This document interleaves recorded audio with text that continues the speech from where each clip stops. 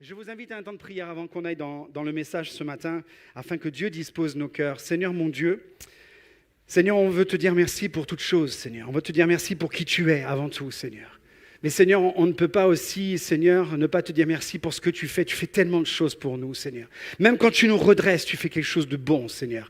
Même quand tu nous diriges, Seigneur, ailleurs que dans une direction dans laquelle nous voulons rester entêtés de prendre, Seigneur. Quand tu nous diriges et tu essaies de nous éviter cette mauvaise direction, tu fais quelque chose de merveilleux pour nous. Et Seigneur, ce matin, on veut te considérer, Seigneur, pour qui tu es avant tout et pour tout ce que tu fais. On veut te dire merci, Seigneur mon Dieu. Merci pour ta parole ce matin qui va nous conduire dans ta pensée, Seigneur. Dispose nos cœurs, dispose mon cœur pour la délivrer, Seigneur mon Dieu. Bénis le culte également à Olioul, Seigneur. On veut être ensemble, Seigneur mon Dieu, unis pour te célébrer. Sois loué et sois béni notre Père. Et ensemble, disons Amen.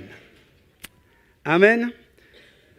Que Dieu soit béni. On va continuer le deuxième volet ce matin de notre nouvelle série que nous avons intitulée « Redécouvrons Jésus ». Et ce matin, j'aimerais voir avec vous ce titre dans la série « Celui qui s'est dépouillé pour nous ». La pensée de mon cœur ce matin, c'est que avant que nous puissions célébrer et crier la victoire de la résurrection, et merci Seigneur, quand on parle de mort et de résurrection à la Pâque, c'est tous les jours notre Pâque, bien entendu. Mais dans ce moment de Pâque, on veut faire un peu plus focus de cela. Et merci Seigneur pour la victoire que nous avons en Christ dans la résurrection. Mais nous ne pouvons pas considérer la résurrection sans sa mort. Et j'aimerais, durant cette semaine où nous allons vers Pâques, disposer votre cœur ce matin à chaque jour qui vont suivre, demain, après-demain, lundi, mardi, mercredi, jeudi, vendredi, samedi, jusqu'à dimanche. J'aimerais qu'on puisse avoir une considération de prosternation devant ce qu'on appelle la passion du Christ. L'amour avec passion avec lequel il s'est livré pour nous. Et j'aimerais lire ce texte de la Bible que l'on trouve dans l'épître de Paul aux Philippiens. Au chapitre 2, on va lire dans un premier temps le verset 6, le verset 7 et le verset 8. Il est écrit ceci, « Jésus-Christ, lui qui s'est dépouillé, il s'est dépouillé lui-même en prenant une condition de serviteur, en devenant semblable aux êtres humains, reconnu comme un simple homme. Il s'est humilié lui-même en faisant preuve d'obéissance jusqu'à la mort, et même la mort sur la croix. Amen. Amen. La mort sur la croix. C'était l'une des méthodes d'exécution les plus cruelles de l'époque, les plus horribles. Cette méthode d'exécution était réservée habituellement aux esclaves. Quand on parle d'esclaves, on est dans une période où l'abolition n'était pas encore là. Il y avait des esclaves et des serviteurs, il y avait des personnes qui étaient là, des étrangers, qui étaient au service de personnes. Réservé aux esclaves, aux étrangers, aux plus vils criminels. C'était interdit pour toute personne qui était romaine. Seuls les soldats déserteurs de l'armée romaine pouvaient être exécutés par crucifixion, mais c'est tout. C'était interdit pour les Romains. Et dans sa forme initiale en Perse, la victime qui était condamnée était fixée ainsi sur la croix afin que les pieds du coupable ne touchent pas sur la terre, afin que c'était tellement moins que rien que ses pieds ne devaient même pas fouler la terre. C'était pour cela que, il était élevé comme ça. Et Jésus s'est humilié lui-même. Nous voyons ensemble, il s'est dépouillé lui-même, il s'est humilié lui-même, c'est-à-dire volontairement, consciemment. Lui qui était un pur innocent, il s'est dépouillé lui-même jusqu'à mourir sur la croix. Et j'aimerais, puisque nous le lisons dans ce texte, j'aimerais voir un premier point avec vous ce matin. De quoi s'est dépouillé Jésus pour nous ?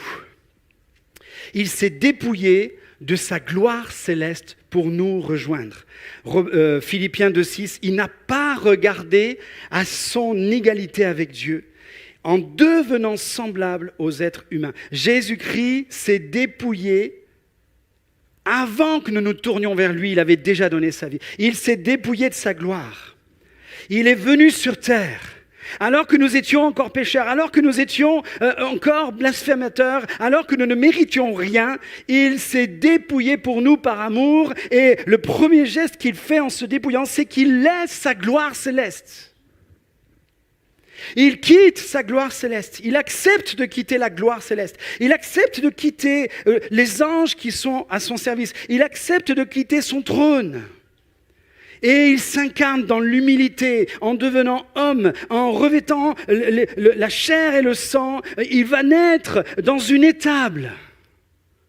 C'est un endroit le plus vil, c'est l'endroit le plus vil pour la naissance d'un enfant. Il va vivre comme un simple homme.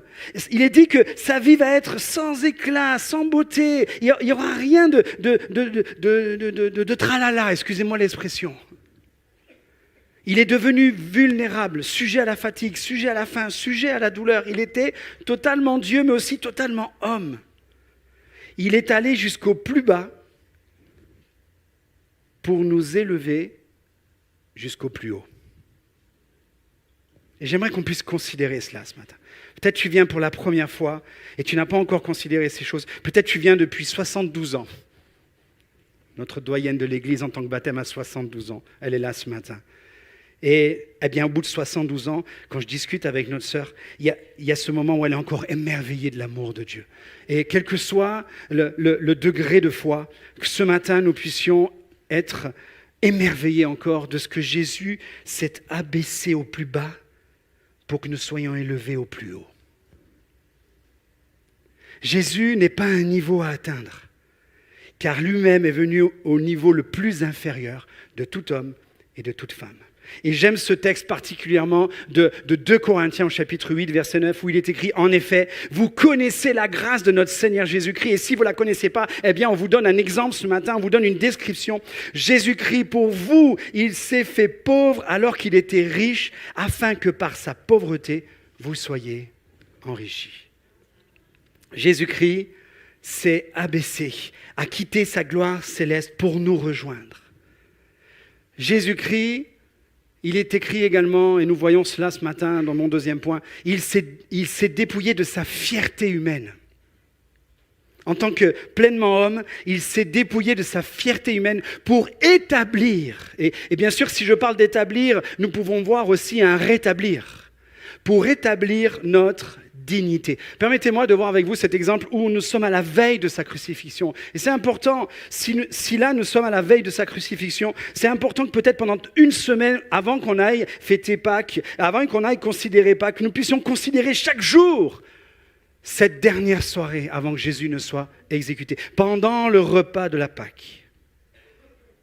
Jésus savait que l'heure était venue pour lui de quitter ce monde. Quand on lit qu'il s'est dépouillé lui-même, il s'est humilié lui-même, il s'est rendu obéissant, Jésus a su exactement tout ce qui allait lui arriver et il s'est livré. Il s'est livré. Savait que l'heure était venue pour lui de quitter ce monde. C'est pourquoi il va faire un geste. Il va donner aux siens qu'il aimait une marque suprême de son amour pour eux. Il va se lever de table, il va ôter son vêtement du dessus, sa tunique, comme son manteau, on pourrait dire. Il va se dépouiller de son manteau, il va ôter son manteau de dessus, il va prendre un linge, une serviette, qu'il va ici accrocher là autour de sa taille. Et ensuite, il va verser de l'eau dans une cuvette, et se mit à laver les pieds de ses disciples, puis à les essuyer avec le linge qu'il avait autour de la taille. J'aimerais un instant m'arrêter sur cela, les amis. Ce passage où on voit que Jésus s'est dépouillé de sa fierté humaine. Il n'a pas regardé cette forme de pudeur. Il a laissé son identité de maître pour prendre une identité de serviteur. Il a laissé son manteau, son habit, son rôle de maître, et il a pris le simple habit d'un esclave, de serviteur qui était juste là dans la maison pour laver les pieds. Et il va le faire, et il va montrer que ce rang est un rang honorable.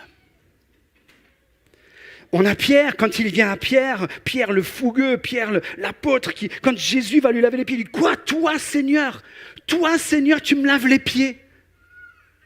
Hors de question. Et Jésus va dire « Mais Pierre, ce que je fais aujourd'hui, tu ne le comprends pas aujourd'hui, tu le comprendras plus tard. Mais si je ne te lave pas les pieds, tu n'auras pas de part avec moi dans le royaume. » Et Pierre, eh bien, le fougueux, il dit « Bon, d'accord, ok, alors les pieds, la tête et les mains, tout. » C'est Pierre, ça. Et Jésus va faire ce geste, et à chaque apôtre qui sont là, y compris Judas, celui qui va le livrer quelques heures plus tard, il va lui montrer un geste démontrant son extrême amour. Il ne faut pas oublier que ce geste-là, il est prévu pour dire, il mit le comble de son amour pour eux, il les aima jusqu'au bout. Et ce texte, ce dépouillement de fierté humaine, ce texte, il a pris tout un sens lorsqu'il y a 5 ans, il y a 5 ans et demi, notre meilleure amie, à Carla et moi, Carla c'est ma femme, notre meilleure amie, qui s'appelait Marie-Noël, est décédée d'un cancer à 51 ans. Elle avait particulièrement une chevelure superbe, elle était très coquette, elle avait toujours la classe, cette femme. Et elle n'a pas pu empêcher la maladie de gagner le dessus sur sa vie. Elle a perdu ses cheveux. Imaginez-vous l'état de dégradation qu'elle pouvait ressentir. Et puis, dans ces dernières heures, pendant lesquelles nous l'avons accompagnée jusqu'à son dernier souffle, elle avait juste un linge au-dessus d'elle. C'est tout. Et je me souviens encore de sa dernière volonté dans sa dernière journée. Elle est décédée un dimanche à minuit 30. Elle est décédée le 16 février à minuit 30. C'était un dimanche. Et le dernier échange que nous avons pu avoir avec elle, c'était le samedi matin et jusqu'à 15h. Et le samedi matin, les infirmières proposaient de l'accompagner dans sa souffrance, tellement que la souffrance, elle était là. Et elle l'a refusé dans un premier temps. Et dans une aparté, elle me dit « Christophe, je veux pouvoir aimer jusqu'au bout. » Elle voulait avoir contact avec les siens jusqu'au bout. Et ce n'est qu'à 15h qu'à un moment donné, elle m'a regardé, elle nous a regardé comme ça, elle a fait signe « Ok, là, je ne peux plus. » Et donc à 15h, elle a été accompagnée dans sa souffrance durant toute l'après-midi. Et il y avait une chose particulière. Même quand elle était sédatée, elle avait sa main gauche qui, avant qu'elle ne parte un petit peu plus dans ce moment un petit peu de sommeil, on va dire profond, elle a accroché la barre du lit. Vous savez, la barre était remontée, les barrières du lit étaient remontées. Elle a accroché sa main à la barrière, à la barre haute du lit. Il y avait donc la barre haute, il y avait la barre du milieu. Elle était là. Et ce qui était incroyable, c'est que même quand elle n'était plus consciente, même quand elle ne parlait plus, elle était là. Sa main ne s'est pas décrochée de la barrière. Nous sommes restés jusqu'à 23h15 ce jour-là, ce samedi 15 février. Nous sommes restés avec elle, autour d'elle, avec sa famille, jusqu'à 23h15. On voyait les infirmières qui faisaient la relève, passer et pleurer devant elle parce qu'elle avait été tellement incroyable, elle avait tellement donné un témoignage d'amour. Et elle a déclaré à travers son amour, l'amour du Christ. Et que les infirmières savaient très bien dans leur métier que c'était la dernière fois qu'ils la voyaient. Et sans dire un mot, elles rentraient dans la chambre les unes après les autres. Elles avaient des larmes aux yeux. Et nous, on était là. Et il y avait cette main qui était accrochée. Mais à un moment donné, on avait voulu dire, mais Marie, pars en paix. Vas-y, arrête. Pourquoi tu t'accroches encore ? On avait l'impression qu'elle s'accrochait à fond à la vie comme cela. Mais on disait, mais c'est bon, Marie. Jésus, il t'accueille. Vas-y. On est prêt aussi. Il y avait une seule personne de sa famille qu'elle n'avait pas encore vue. Elle savait, elle était très fusionnelle avec sa fille, bien entendu, sa sœur, les frères et sœurs, les amis que nous étions, et ses nièces. Et elle avait une nièce qui n'était pas encore arrivée. Et juste avant qu'elle ne soit sédatée, elle savait que cette nièce allait arriver. Et alors qu'on est parti, je revois encore mon dernier échange avec elle, mon dernier regard vers elle. Elle n'avait pas de regard vers moi. Je la vois accrochée. Sa nièce, la dernière nièce qu'elle avait pas vue, est arrivée à 0h20. En lui disant, Tata, c'est Marie, je suis là. À 0h30, elle a lâché la main et elle a rejoint la patrie céleste. Elle a aimé jusqu'au bout, malgré la fierté humaine qui n'était plus là. Et ce matin, j'aimerais avoir une parole précise. On peut être dégradé par la maladie. Tu peux être dégradé par le traitement de la maladie. Tu peux être dégradé dans tes forces physiques. Tu peux être touché par l'épreuve. Tu peux vivre des moments de désert et être touché dans ta fierté humaine parce que tu es rabaissé humainement.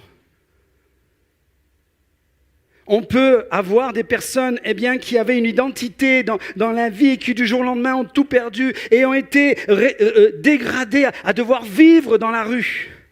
Leur identité de personnes qui vivaient dans la société a été dégradée au point d'être là dans la rue, de même plus être regardée. Et c'est pour ça que nous, on veut donner de l'importance aussi. On a parlé de l'aumônerie de la rue, aumônerie des hôpitaux, mardi dernier. On veut permettre à des personnes de se sentir dignes encore, même s'ils sont rabaissés jusqu'au plus bas. Pourquoi ? Parce que l'amour de Dieu nous presse. L'amour de Dieu nous pousse à faire cela. Ce sont nos entrailles de Jésus-Christ, les entrailles de Jésus-Christ qui étaient émues de compassion, aujourd'hui sont en nous à travers son Église. Et on veut permettre à quelqu'un qui n'a plus de dignité d'en avoir encore un peu. Parce que le Christ s'est laissé dépouiller. Et tu peux être aussi là, dégradé dans ton travail. On a prié jeudi matin également pour des personnes qui sont en burn-out, pour des personnes qui vivent des harcèlements au travail et qui sont dégradées au point d'avoir enlevé en eux l'estime de soi, la confiance, l'assurance. Et aujourd'hui, tu peux te dire, mais où est mon identité de working girl, de gars qui fonce dans le métier ? Je suis rabaissé. Mais tu peux garder ta dignité. Parce que Christ s'est laissé dépouiller de sa fierté humaine pour établir et garder ta dignité. Rien ne peut t'empêcher d'être aimé et de pouvoir aimer jusqu'au bout. Amen. Rien ne peut. Jésus-Christ, quand il avance sur ce chemin vers l'exécution, nous voyons, et pardonnez-moi, je sais qu'il y a des enfants ce matin, je n'avais pas capté qu'il n'y avait pas le gib ici à la Valette, mais je veux être le plus adulte possible pour que les enfants aussi puissent ne pas être choqués. Donc, permettez-moi, mais je ne peux pas parler de Jésus sans parler qu'il s'est dépouillé de sa peau pour soigner nos blessures. Il est écrit qu'il a porté lui-même nos péchés dans son propre corps, sur la croix. Et c'est par ces blessures, c'est par ces meurtrissures que nous avons été guéris. Que nous avons et que nous sommes, c'est par ces meurtrissures que nous pouvons être guéris, que nous pouvons être soignés, que nous pouvons être libérés, que nous pouvons être soulagés, que nous pouvons être apaisés. On parle là, quand on parle de guéri, d'une douleur stoppée. C'est par une immense douleur physique que Jésus a subi, que nous pouvons être soignés de nos blessures. Quand on parle de meurtrissure ici, on parle de plaies d'où coule le sang. Il y a autour de la mort de Jésus beaucoup de sang. On peut dire que ce sacrifice a été très sanglant. Le sang a commencé à couler depuis le jardin de Gethsémané où il est écrit que le combat moral, spirituel que Jésus est en train d'affronter lui ont fait transpirer des grumeaux de sang. Et c'est un phénomène qui arrive là quand le stress est à son comble. Et au lieu de faire une hémorragie cérébrale, une personne en bonne santé va dégager cette hémorragie par les glandes sudoripares, c'est-à-dire de transpiration. Jésus est dans un combat tellement intense que le sang commence à couler par ces évacuations de transpiration. Étant en agonie, saisi d'angoisse, une émotion, une lutte sévère, une extrême anxiété, il est dit qu'il a prié avec plus d'insistance. Un ange est venu le fortifier et là, étant dans cet état d'agonie, alors qu'il transpire du sang, il va prier avec plus d'insistance. Il va lutter pour accomplir une victoire. Il va lutter pour ne pas lâcher. Il va lutter pour ne pas abandonner.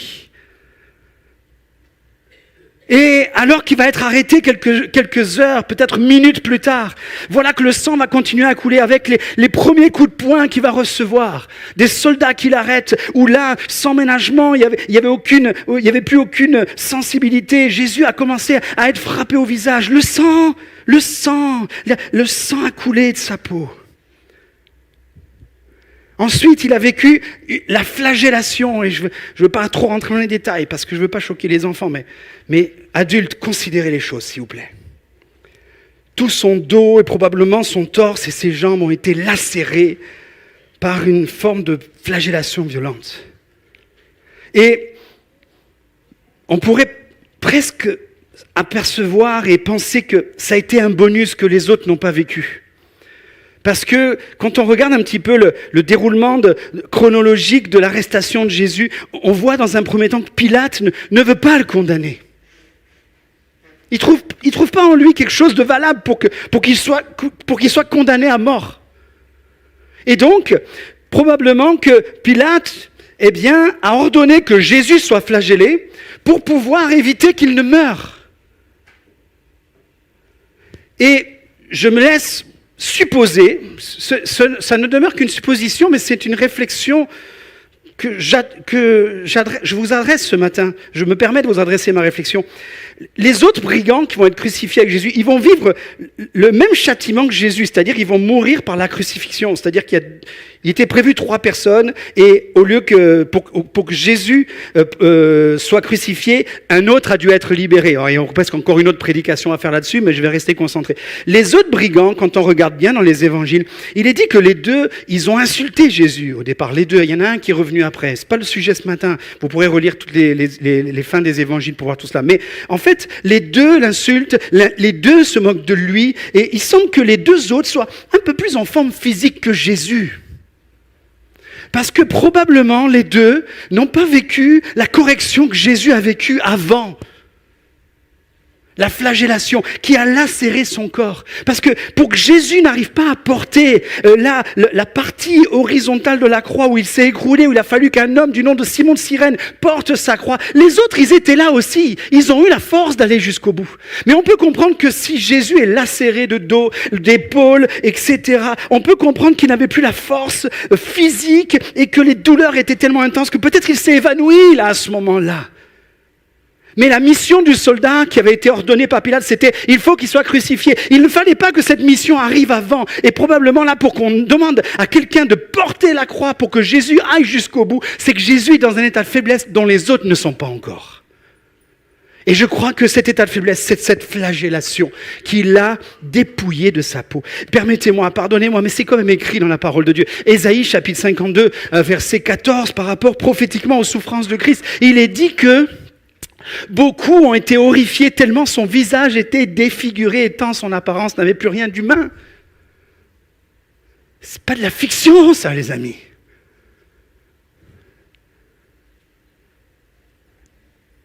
C'est la réalité. On pourrait se demander, mais pourquoi fallait-il qu'il saigne autant ? Ensuite, il y a eu cette couronne d'épines qui a été enfoncée avec un bâton. Oh.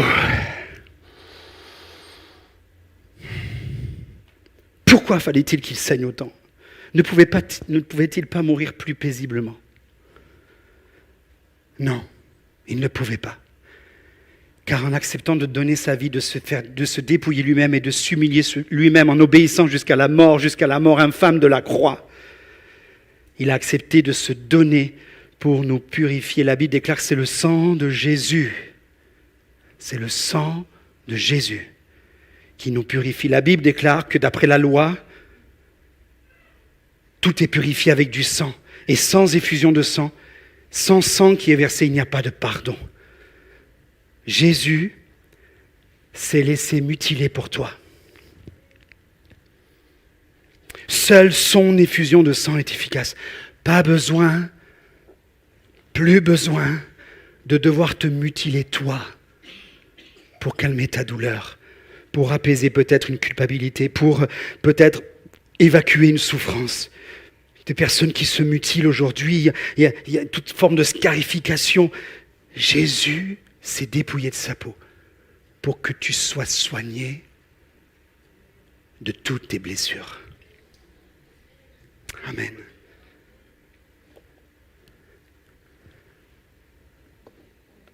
Je voudrais voir aussi avec vous que Jésus s'est dépouillé de sa pureté pour pouvoir couvrir notre honte. Jérémie en a parlé il y a 15 jours sur la honte.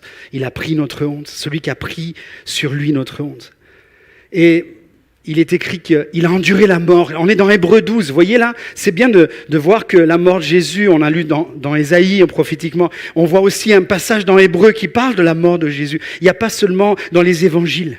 Il a enduré la mort sur la croix en acceptant de subir la honte attachée à un tel supplice. Quand on lit la honte attachée à un tel supplice, d'autres versions plus anciennes parlent de ignominie. Il a méprisé l'ignominie. Et l'ignominie, c'est peut-être des mots compliqués, mais littéralement, ça veut dire l'humiliation. Ça veut dire le comble du déshonneur. Ça veut dire, excusez-moi l'expression, dans la nudité la plus totale. Notre pudeur aujourd'hui fait qu'on ne peut pas imaginer le Christ totalement nu sur la croix. Mais il a été totalement nu sur la croix. Et imaginez-vous, lui qui est saint, lui qui est pur, il est dégradé jusqu'au comble du déshonneur. Il s'est dépouillé de sa pureté. Il s'est laissé dévêtir. Et ce matin, prenez ça vraiment fort dans votre cœur, dans vos pensées. Il s'est laissé dévêtir pour que tu puisses être rhabillé. Que tu aies été déshabillé à ton insu. Permets-moi d'inclure dans ce chapitre, dans ce point-là, tous les cas de personnes. Permettez-moi d'inclure tous les cas de personnes qui ont été déshonorées jusqu'aux parties les plus intimes, secrètes et personnelles de leur vie, abusées dans leur petite, moyenne ou grande enfance, ou âge adulte. Je voudrais vous dire ceci ce matin, puisque Jésus s'est dépouillé de sa pureté pour couvrir notre honte. Le sentiment de honte, de déshonneur que tu ressens, Jésus l'a porté avec lui à la croix pour le faire mourir en toi. Pour faire mourir ce sentiment de honte, de déshonneur, de comble de déshonneur, pour pouvoir être guéri, pour pouvoir là te sentir comme restauré, comme rhabillé, alors que tu as été déshabillé à ton insu. Jésus s'est laissé humilier pour toi. Amen. Il y a les habits qui ont été enlevés à notre insu, mais aujourd'hui on est dans une société, peut-être la jeunesse, mais même les adultes, on se déshabille pour un oui ou pour un non. On encourage des personnes. La jeunesse aujourd'hui, les hommes, les femmes sont encouragés plus à se dévêtir pour prendre du plaisir, plutôt que de rester vêtu et se préserver. On est dans une société où le mal est appelé bien, le bien est appelé mal. Tout ce qui est à l'endroit est à l'envers. Et tout ce qui est à l'envers, on pense que c'est à l'endroit. Mais les amis, je crois aussi ce matin que même si des hommes et des femmes consciemment, inconsciemment, se déshabillent de leur plein gré, Jésus s'est laissé dépouiller de ses habits pour que tu te rhabilles. Et permettez-moi, je me suis pris moi une claque quand j'ai noté cette phrase, donc mais je crois que c'est bon de bien réaliser les choses. J'ai noté ceci. Ne laissez pas votre tenue devenir une invitation à la convoitise, car votre corps est un temple et pas une vitrine.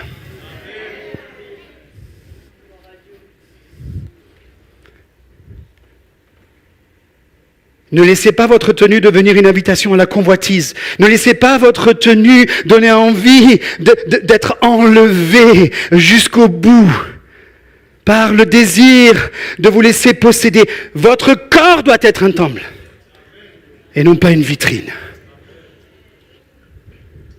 Amen. Et je termine avec mon dernier point ce matin. Je parlais de la pureté tout à l'heure, je parlais de cette pureté et cette innocence. Mais là, je veux parler de la sainteté maintenant. Jésus s'est dépouillé de sa sainteté pour nous réconcilier. J'ai brossé très rapidement les souffrances morales, psychologiques, physiques, spirituelles aussi que le Christ a endurées. Mais je crois que là, il faut qu'on considère une chose, la souffrance ultime que le Christ a vécue. Il est dit dans 2 Corinthiens chapitre 5 verset 21, « Celui qui n'a pas connu le péché, il est devenu péché pour nous, afin qu'en lui nous devenions justes devant Dieu. » Il s'est fait pécher pour nous. Il n'a pas péché, il s'est fait pécher. Il a pris notre état.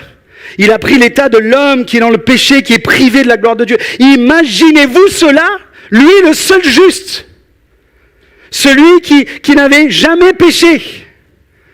Il s'est laissé dépouiller de sa sainteté, c'est-à-dire privé de la présence de Dieu, car il est écrit que tous ont péché, et ceux qui sont dans le péché, ceux qui sont dans l'état de péché, ils sont privés de la gloire de Dieu, mais ils sont gratuitement justifiés par le don de Jésus-Christ. Mais Jésus, en donnant sa vie, les amis, il choisit de se laisser dépouiller de sa sainteté.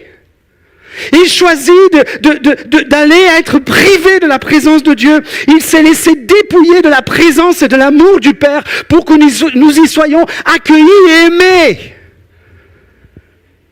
J'aimerais, durant cette semaine, nous amener à ce que Pâques ne soit pas seulement réduit à un moment où on se réunit en famille, c'est super, on va manger de l'agneau, on va faire la chasse aux œufs aux enfants. Les amis, le Christ a donné sa vie pour nous.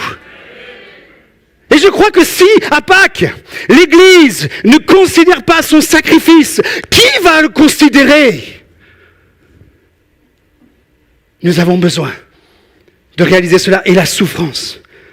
Il a vécu la pire des situations, la pire des angoisses, le pire des manques que l'homme puisse subir. L'abandon de Dieu, les amis. Il est écrit dans ces derniers instants, lorsqu'il est en train d'agoniser sur la croix, à midi, Jésus-Christ a été crucifié à 9h et il est décédé à 15h. Il y a eu 6 heures de supplice sur la croix. Et là où on voit qu'il était plus affaibli que les autres et qu'il se livre à la mort, c'est que les autres ne meurent pas aussi rapidement sur la croix. Et là, de 9h à 15h, Jésus est sur la croix en train d'agoniser. Et il est dit que dans Marc 15, 33, à midi, le pays tout entier fut plongé dans l'obscurité. Et cela dura jusqu'à 3h de l'après-midi. C'est-à-dire que de midi à 15h, ce jour-là, il n'y avait plus de soleil. Le soleil était là. Mais il ne brillait plus. Est-ce que c'était une éclipse, quelque chose? Oui, il y a dû y avoir quelque chose qui a fait que l'éclat du soleil n'a plus brillé. Tout ce qui représentait la lumière s'est éteint à ce moment-là. Et qu'est-ce qui est en train de se vivre de la part de Jésus? Il va voir cela et vers 3 heures, là, dans la fin de ce moment, Jésus va crier d'une voix forte, « Mon Dieu, Élie, Élie !» Lama sabachthani qui veut dire « Mon Dieu, pourquoi m'as-tu abandonné ?» Littéralement, pourquoi tu me laisses? Tous ceux qui m'aiment m'ont abandonné déjà au jardin. Tous ceux à qui j'ai fait du bien ne sont pas là. Pourquoi tu me laisses seul? Pourquoi tu me laisses sans aide? Tous m'ont abandonné, mais pas toi. Et je ne sais pas, il n'y a pas de voix qui s'est fait entendre du ciel à ce moment-là. Mais où est la voix qui a crié le jour du baptême? Voici mon fils bien-aimé en qui j'ai mis toute mon affection. Cette voix ne résonne plus parce que Jésus est en train de prendre ce qui devait être notre condamnation. Il est en train de prendre notre état. Il est en train de prendre notre place. Il est en train de prendre ce moment où il est privé de l'amour de Dieu. Il est privé de la présence de Dieu parce que la colère est en train de s'abattre. Même le soleil ne peut pas éclairer une telle scène. Lui, la lumière du monde, va s'éteindre momentanément pour que nous, qui vivions dans les ténèbres, nous soyons éclairés pour l'éternité.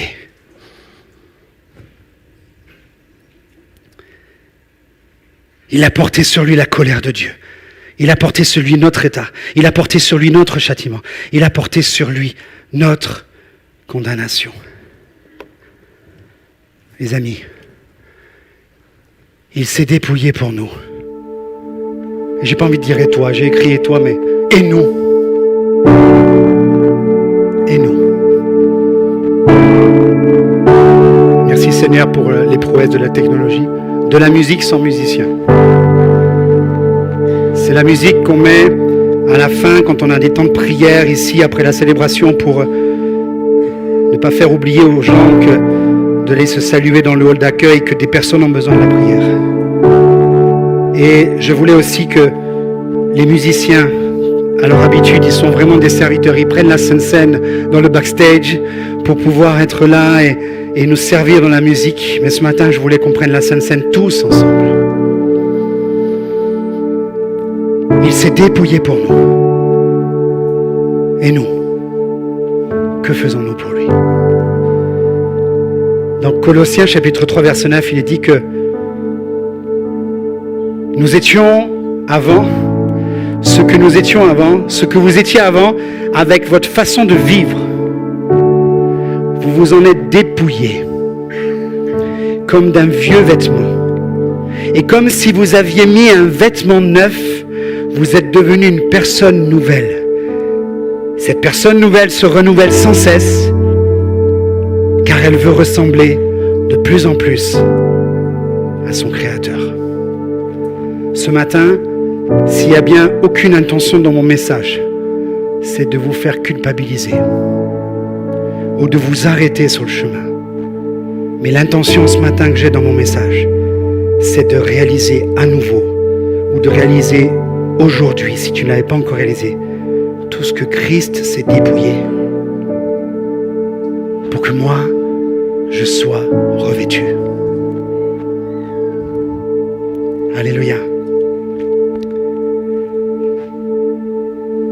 Jésus-Christ, lui qui de condition divine n'a pas regardé son égalité avec Dieu comme un butin à préserver, mais il s'est dépouillé lui-même en prenant une condition de serviteur, en devenant semblable aux hommes, aux êtres humains.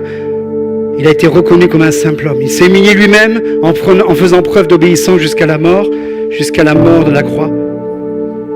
Et c'est pourquoi. C'est écrit, tu peux laisser. Ah ouais, j'ai changé la diapo, j'ai enlevé la musique. Tu peux la remettre. C'est pourquoi, après s'être totalement dépouillé pour nous, Dieu l'a élevé à la plus haute place. Il lui a donné le nom qui est au-dessus de tout nom, afin qu'au nom de Jésus-Christ, chacun plie le genou dans le ciel, sur la terre et sous la terre, et que toute langue reconnaisse que Jésus-Christ est le Seigneur, à la gloire de Dieu le Père. Les amis, je n'ai pas encore terminé, je vais conclure dans quelques instants. On va peut-être faire quelque chose qu'on n'a jamais fait. Enfin, moi, en tous les cas, je ne l'ai jamais fait. Je ne l'ai jamais vu, je n'ai jamais vécu. Et ce n'est pas pour faire de la nouveauté ce matin. J'avais envie qu'on prenne la Sainte Seine pendant la prédication. Et avant que je conclue, j'aimerais qu'on soit les acteurs de la conclusion de ce message. On va considérer, ce n'est pas seulement un moment dans la célébration. On prend du pain, on prend du fruit de la vigne, Oui Seigneur, merci, on se souvient, c'est génial. J'aimerais qu'on puisse considérer un peu plus les choses. C'est par ces meurtrissures que nous sommes guéris. C'est par son sang qui a coulé que nous sommes purifiés.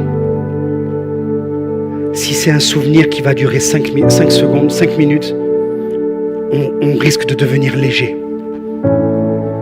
J'aimerais qu'on puisse considérer, en prenant le pain et le fruit de la vigne ce matin, que nous considérons ce qu'il a fait pour nous. Et en nous levant pour prendre le pain, pour prendre le fruit de la vigne, déjà on est dans l'unité. Nous représentons le corps de Christ dans l'unité. Peut-être on porte les stigmates, peut-être il y a des blessures en nous, mais le Christ, lui aussi, vient avec ses stigmates, ses blessures lorsqu'il est ressuscité. Et il va dire, voilà, les stigmates de Christ ont été réintégrés dans la santé là. Et il y a juste les stigmates, mais qui montrent qu'il est bien ressuscité. Tu peux avoir toute forme de blessure, tu peux avoir toute forme d'humiliation, tu peux avoir vécu toute forme de dégradation, tu peux avoir vécu toutes sortes d'injustices. Tu peux porter cela en toi comme des marques, mais en Jésus, tu es restauré ce matin.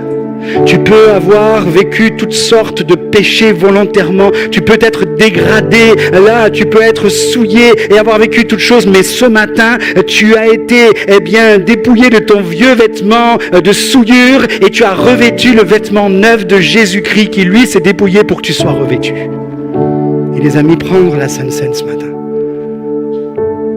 Des fois, on va catégoriser en disant ce sont ceux seulement qui sont baptisés qui prennent la Sainte Seine. Mais même si on est baptisé, est-ce qu'on considère vraiment, est-ce que nous vivons, est-ce que nous déclarons vraiment la mort de Christ à travers notre vie? Est-ce que nous sommes vraiment morts en Christ? Et la résurrection de Christ parce qu'il nous a revêtus.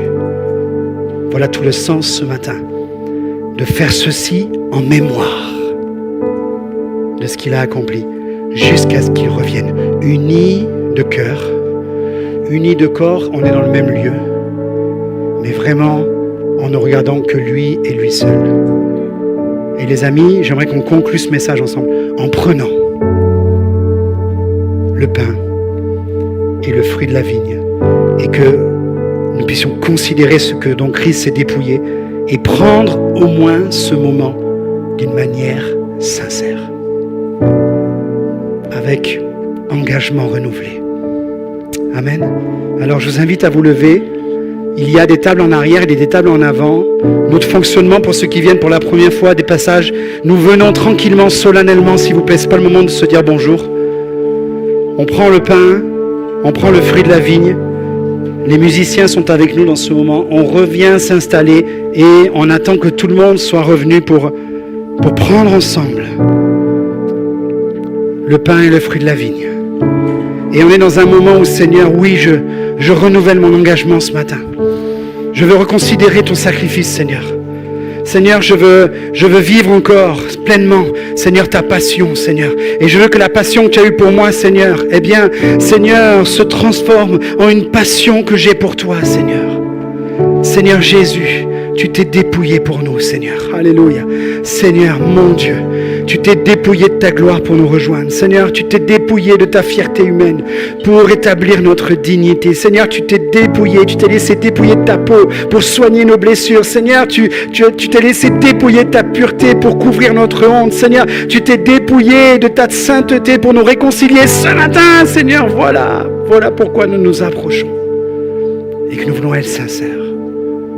D'un même cœur, d'une même pensée, d'un même amour, d'une même force, on veut te dire merci Jésus, moi qui ne méritais rien, tu as accompli cela pour moi.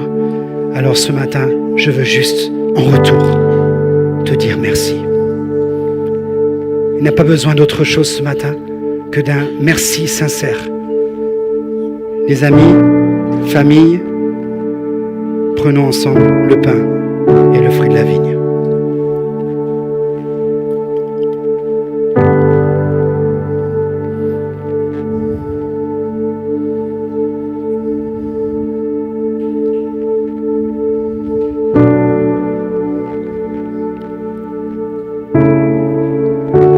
Restons un instant dans ce recueillement, s'il vous plaît.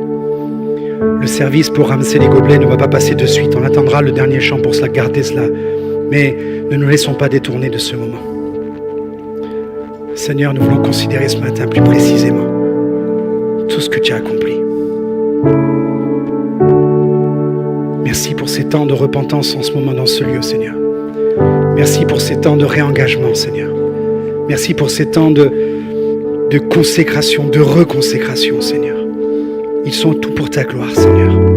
Loin de moi la pensée de toucher les émotions ce matin. Mais Seigneur, que ton esprit touche les cœurs. Au nom de Jésus, on peut rester debout. On peut rester debout et les musiciens nous ont rejoints. Je termine avec ceci, les amis. On va chanter ce chant qui nous dit « Homme de douleur ».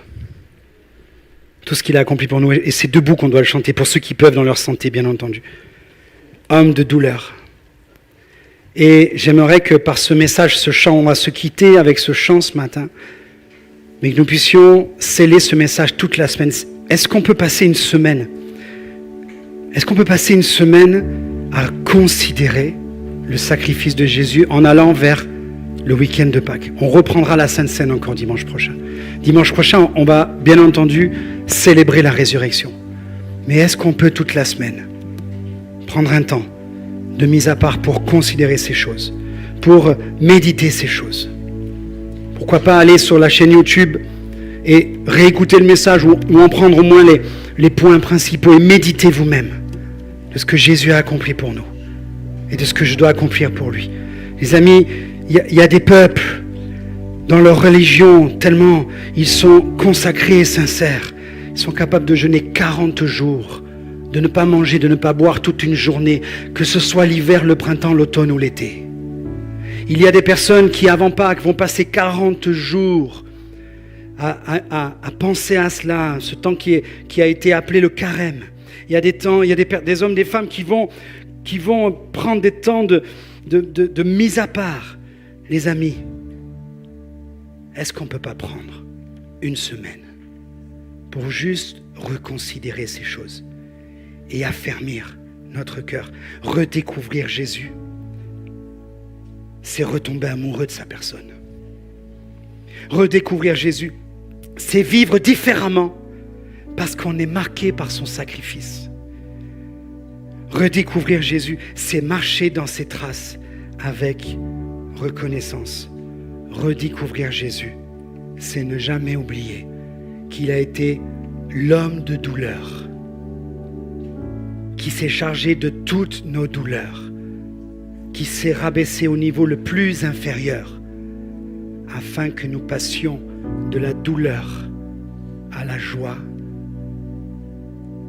et la joie d'être avec lui dans le ciel, dans sa résurrection.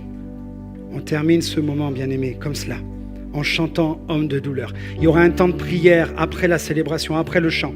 Il y aura un temps de prière. Toutes les personnes, les équipes de prière que nous renouvelons aussi, que nous actualisons, les personnes qui ont été là nommées pour venir prier sur le devant, pour les personnes qui en ont besoin à la fin de la célébration, je vous demanderai de venir là pendant le chant aussi, la fin du chant, pour qu'on puisse prier. On aura un temps de prière pour ceux qui le souhaitent. Et puis on aura un temps pour se saluer aussi, bien entendu, dans le d'accueil. Mais considérons cette semaine de ce que Jésus s'est dépouillé pour nous. Amen. Homme de douleur.